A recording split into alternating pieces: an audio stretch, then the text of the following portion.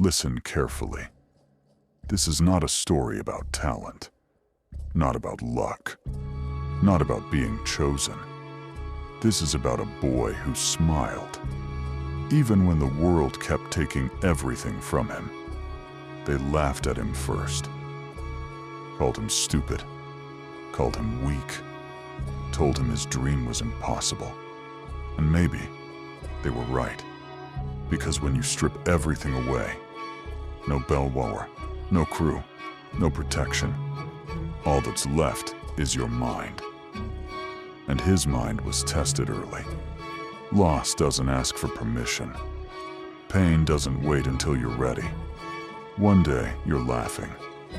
The next day, you're alone, staring at the sea, wondering why it keeps taking people you love. He didn't become strong because he never felt fear. He became strong because he felt it every day.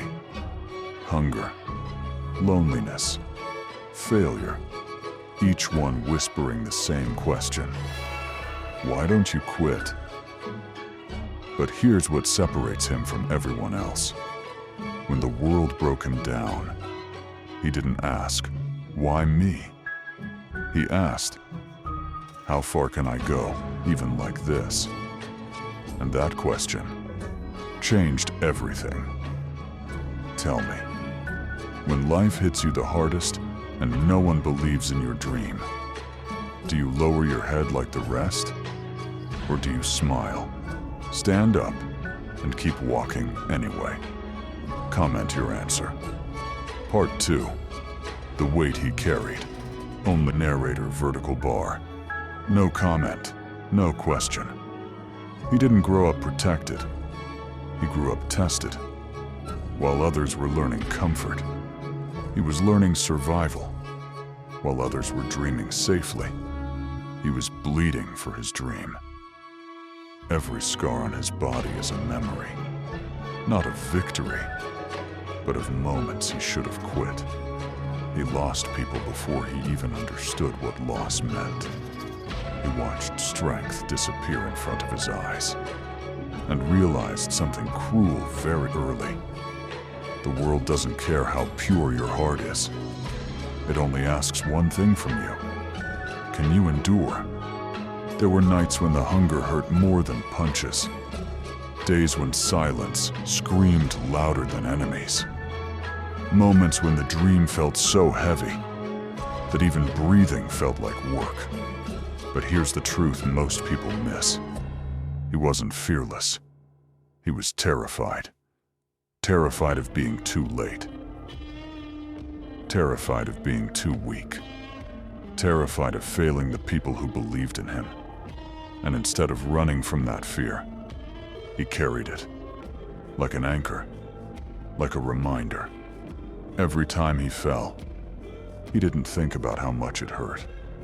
He thought about who would suffer if he stayed down. That's the difference.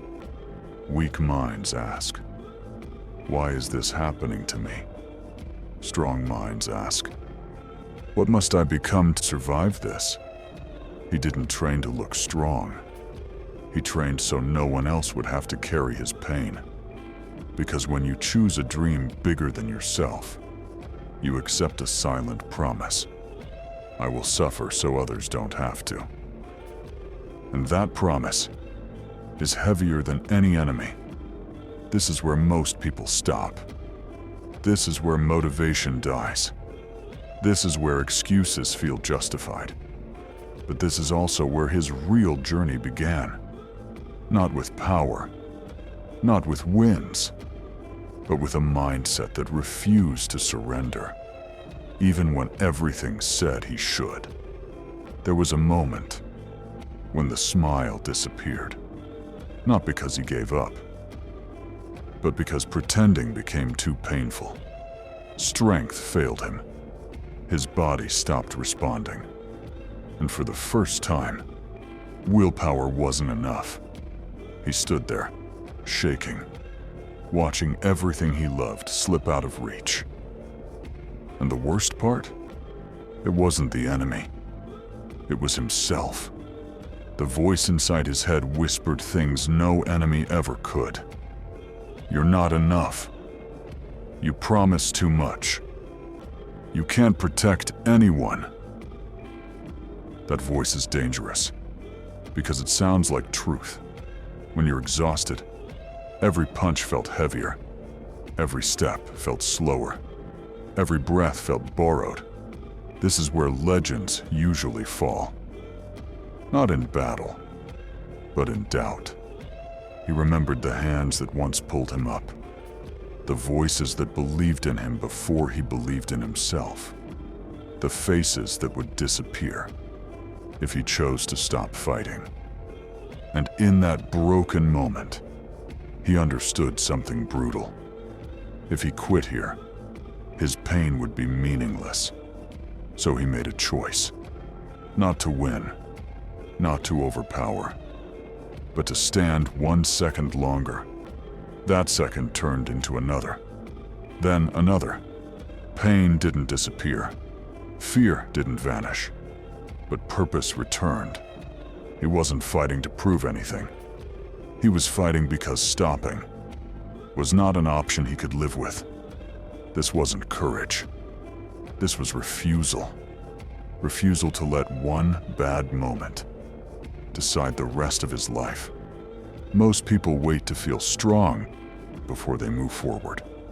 He moved forward while breaking. And that is why this moment matters more than any victory. Because power comes later. But this is where the mindset was forged. Pain didn't leave him. It stayed. It watched. It waited. Every step forward reminded him of what he had already lost. But something changed. He stopped asking, "Why is this happening to me?" and started asking, "What is this making me into?" Pain stopped being an enemy. It became a teacher. It taught him that strength isn't loud. It doesn't announce itself. It grows quietly. In moments, no one applauds. He learned that smiling through suffering isn't weakness, it's discipline. Every scar became a reminder, not of failure, but of survival. He understood that being strong doesn't mean never falling. It means rising without asking for permission.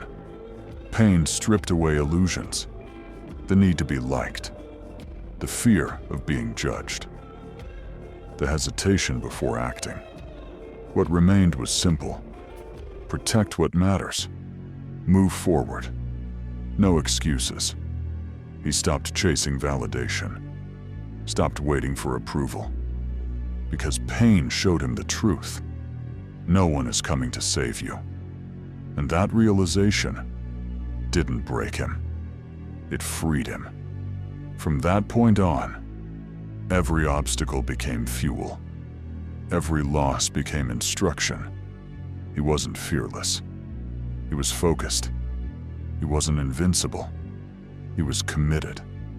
This is where most people misunderstand strength. They think it's about dominance. But real strength is restraint, consistency, endurance.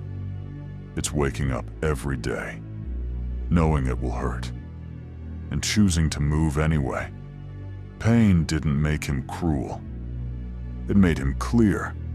Clear about who he is. Clear about why he fights. And once you gain that clarity, nothing can distract you again. There comes a moment where pain stops being the question and becomes the answer. This was that moment. He didn't shout. He didn't swear revenge. He didn't promise greatness. He simply decided. No more running. No more doubting. No more shrinking himself to fit the world's expectations. He accepted something most people fear. This path would be lonely. Not because others left, but because growth demands distance. He understood that comfort. is the enemy of destiny. So he chose discomfort, chose uncertainty, chose the long road, with no guarantees. Every step forward was a silent contract with himself. I will not quit, just because it hurts. He stopped measuring progress by applause, stopped waiting for signs. The decision itself became the sign. From that moment on, his will stopped negotiating. Fatigue spoke, he ignored it. Fear whispered, he walked anyway. Doubt screamed, he stayed silent. Because once you decide, noise loses power. This is where weak motivation dies, and true resolve is born. Not in excitement, not in emotion, but in calm, unshakable commitment. He wasn't chasing victory anymore. He was building inevitability. And when a man becomes inevitable, the world has no choice but to make space for him. After the decision, there were no speeches, only movement. Dreams stopped being something he talked about and became something he paid for.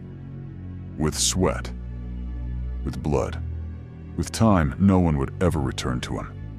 This is the phase people don't romanticize. No hype, no instant results, just repetition that feels endless.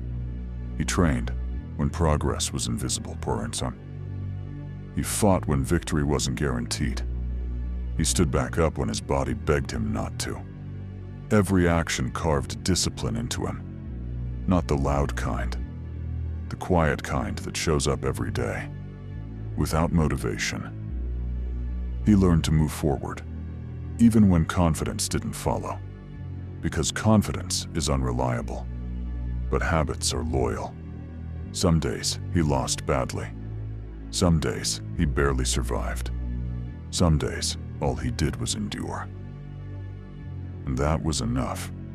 He stopped asking, "Am I strong enough yet?"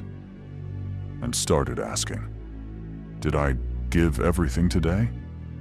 That question changed how he lived. Pain became routine. Fear became background noise. Failure became information.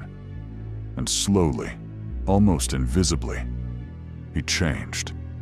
Not into a monster, not into a symbol, but into someone who could be trusted under pressure.